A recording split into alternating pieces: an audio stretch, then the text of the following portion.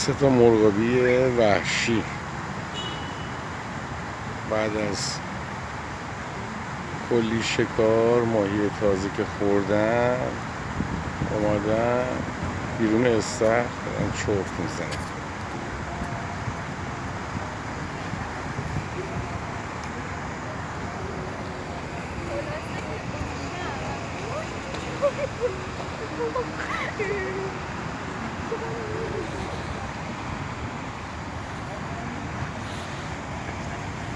خانوادگی اومدن پیکنیک،